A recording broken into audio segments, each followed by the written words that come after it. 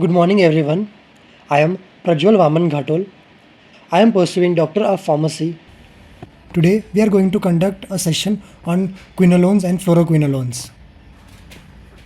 We will be making a series of videos covering the antibiotics. We have already made videos on sulphonamides. So, if you have not watched the video, then please go and watch. So, let's continue with fluoroquinolones and quinolones. The topics that we will discuss today are introduction, mechanism of action of fluoroquinolones, antibacterial spectrum, pharmacokinetics, adverse effects, drug interaction, therapeutic uses, and discussions of some fluoroquinolones. Introduction. Quinolones are synthetic antimicrobials having quinolone structure and are active primarily against gram-negative bacteria, though the newer fluorinated compounds also inhibit gram-positive bacteria. The first member, nalidixic acid, was introduced in mid-1960s, has had a usefulness limited to urinary and GI tract infections because of low potency, modest blood and tissue levels, restricted spectrum and high frequency of bacterial resistance. Fluoroquinolones are synthetic fluorinated analogues of nalidixic acid. The important fluoroquinolones include first generation fluoroquinolones, which are norfloxacin, ciprofloxacin and pfloxacin, and the second generation fluoroquinolones, which include ofloxacin, levofloxacin, gemifloxacin and moxifloxacin. A breakthrough was achieved in the early 1980s by fluorination of the quinolone structure at position 6 and introduction of piperazine substitution at position 7, resulting in derivatives called fluoroquinolones. These fluoroquinolones have high potency, expanded spectrum, slow development of resistance, better tissue penetration, and good tolerability.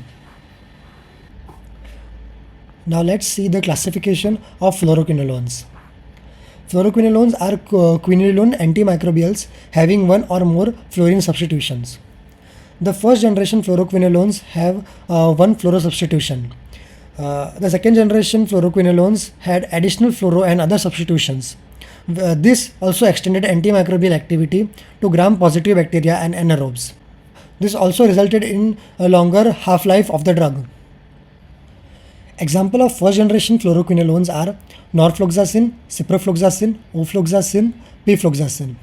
And the second generation fluoroquinolones are levofloxacin, moxifloxacin, gemifloxacin, prolifloxacin, lomifloxacin and sparfloxacin.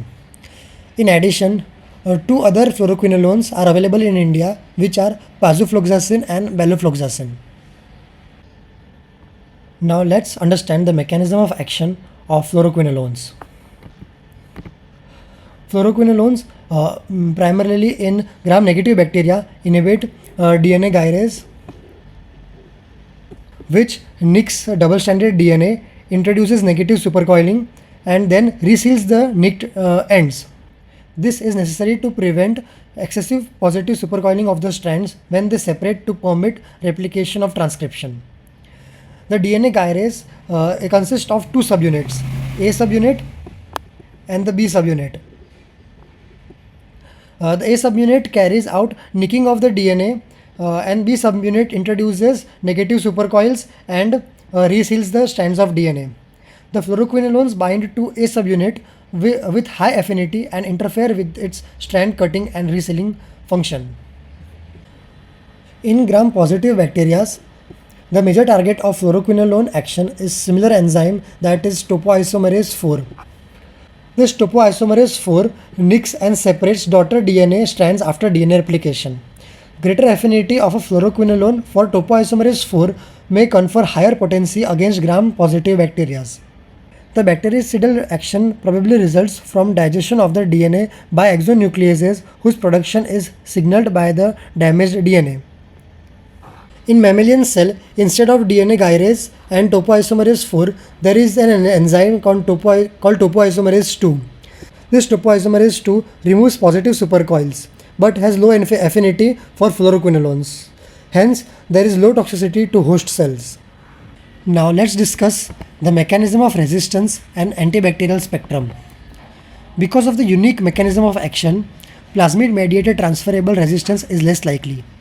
Resistance noted so far is due to chromosomal mutation producing a DNA gyrase or topoisomerase 4 with reduced affinity for fluoroquinolones, or due to reduced permeability, increased efflux of these drugs across bacterial membranes. Ciprofloxacin is an prototype drug.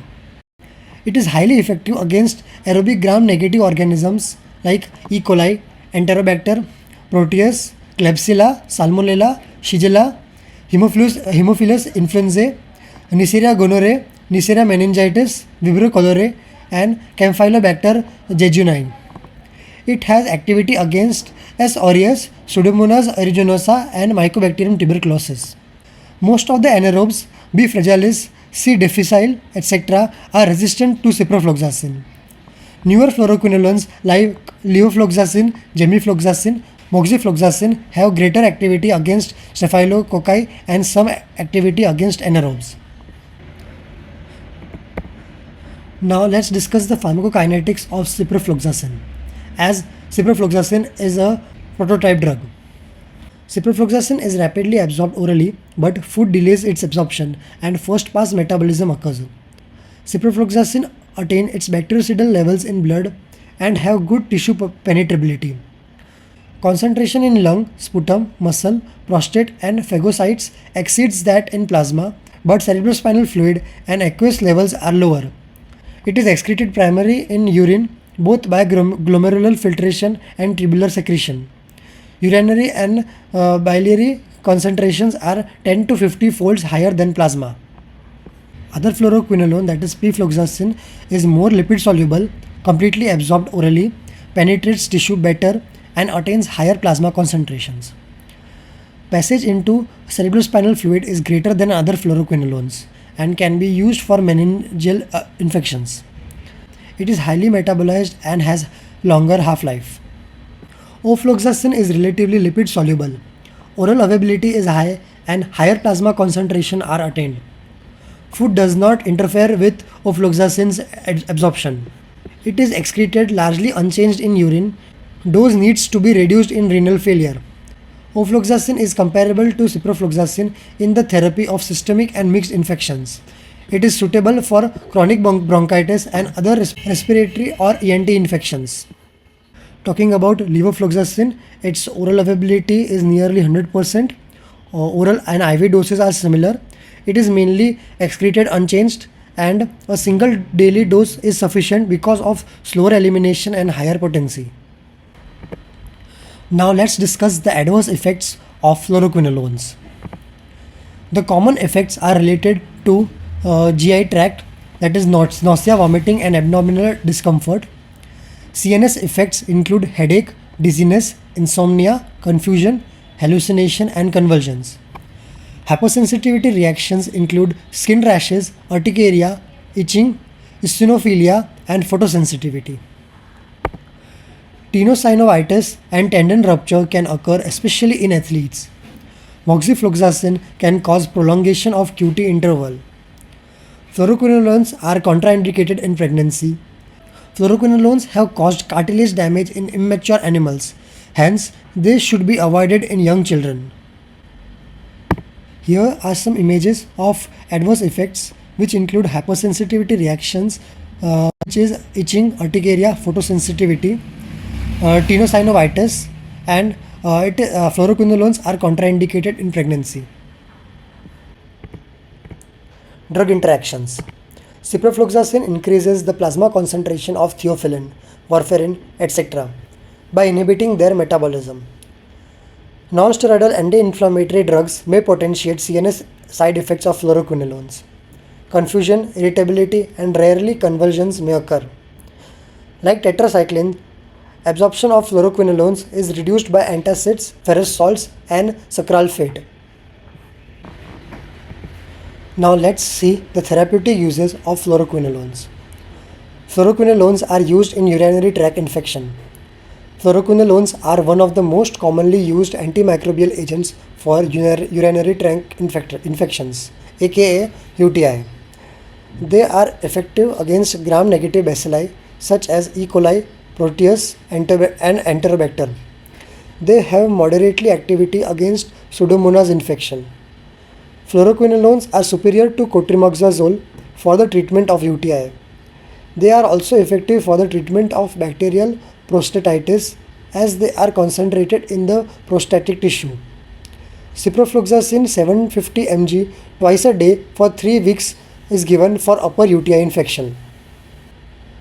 Fluoroquinolones are used in prostatitis as an alternative to cotrimoxazole.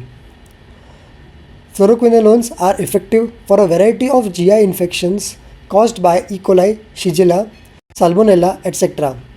For travelers' diarrhea, fluoroquinolones are effective as cotrimoxazole. Norfloxacin, ciprofloxacin or levofloxacin therapy for 3 to 5 days is adequate. Ciprofloxacin 750 mg orally twice a day for 10 days is preferred drug for treatment of typhoid. It is a bactericidal and causes rapid resolution of symptoms. Levofloxacin or ofloxacin can also be used. They are also effective in eliminating chronic carrier state of Salmonella typhi when therapy is continued for 4 weeks as they attain effective concentration in bile and intestinal mucosa. Multidrug resistant cases are treated with ceftriaxone or azithromycin. Fluoroquinolones are used in sexually transmitted diseases. For gonococcal infections, fluoroquinolones were effective for the treatment of cervicitis and urethritis caused by Neisseria gonorrhoeae, but their use has declined because of high rates of resistance. Cankeroid. Ciprofloxacin in a dose of 500 mg twice a day for 3 days is effective. Chlamydal cervicitis and urethritis can be treated with levofloxacin or ofloxacin. Skin, soft tissue and bone infection due to S. aureus and gram-negative bacilli require prolonged antimicrobial therapy. Fluoroquinolones can be used in combination with an agent effective against anaerobes, especially in diabetic foot infections. Ciprofloxacin can be used to eradicate meningococci from nasopharynx, thus eliminating the carrier state. But the preferred drug is rifampicin. Mycobacterial infection. In multidrug resistant TB, a typical mycobacterial infection, Mycobacterium A1 complex MAC infection in AIDS patients and leprosy, fluoroquinolones are used in combination with other antimicrobial agents. Fluoroquinolones can be used as prophylaxis and treatment of infection in neutropenic patients. Ciprofloxacin, levofloxacin, moxifloxacin and ofloxacin are used topically for conjunctivitis due to susceptible organisms. Respiratory infections. Newer fluoroquinolones that are levofloxacin and moxifloxacin are highly effective for community-acquired pneumonia and chronic bronchitis. Ciprofloxacin is preferred drug for treatment and prophylaxis of anthrax. Now, let's discuss about some examples of fluoroquinolones. Norfloxacin. The route of administration is oral and topical. Its bioavailability is 30% to 40%. Its half-life is 4 to 6 hours. Its antibacterial spectrum and uses include mainly against gram-negative organisms but not Pseudomonas. It is used mainly for the treatment of UTI and bacterial diarrheas. Drug interactions include it inhibits metabolism of theophylline and warfarin. Ciprofloxacin. It is given orally as IV infusion and topically as eye drops and ointment. Its oral bioavailability is 70% and its half-life is 3 to 5 hours. It also inhibits metabolism of theophylline and warfarin. Pfloxacin. It is given orally and as IV infusion. Its bioavailability is almost 100% and half-life is about 7 to 14 hours. Its antibacterial spectrum is similar to ciprofloxacin and also effective against Mycobacterium leprae. It is used in typhoid, gonococcal infection, meningitis due to gram-negative organisms, UTI and bacterial diarrheas. It also inhibits metabolism of theophylline and warfarin. Ofloxacin. It is also given orally and as IV infusion. Its oral bioavailability is also 100% and half-life 4 to 7 hours. It is effective against gram-negative organisms, more effective than ciprofloxacin against gram-positive organisms, chlamydia, mycoplasma, and mycobacteria. It is used in TB, leprosy, atypical pneumonia, and bacterial conjunctivitis. It inhibits the metabolism of theophylline, but to a lesser extent. Levofloxacin is also given orally, IV, and topically. Its bioavailability is 100% and half-life of 8 hours. It shows increased activity against Staphylococcus pneumonia, effective against gram-negative bacteria and anaerobes. It is used in community-acquired pneumonia, chronic bronchitis, typhoid, bacterial conjunctivitis, skin, soft tissue, and urinary tract infection. No interaction with theophylline and warfarin. Gemifloxacin. It is given orally, bioavailability is 70% and half-life is 8 to 10 hours. It is effective against S. pneumonia and some anaerobes. It is used in community-acquired pneumonia, chronic bronchitis, sinusitis, otis media, and bacterial conjunctivitis. Moxifloxacin. It is also given orally, IV infusion, and topically. Its bioavailability is 90% and half-life of 12 hours. It is more active against gram-positive bacteria, including S. pneumonia, Mycobacterium tuberculosis, and some anaerobes, that is B. fragilis. Uses are community-acquired pneumonia, chronic bronchitis, sinusitis, otis media, and bacterial conjunctivitis. Prolifloxacin. Prolifloxacin is a prodrug. It is given orally, and this prodrug is converted to ulifloxacin. It is well absorbed and the half-life is not yet known.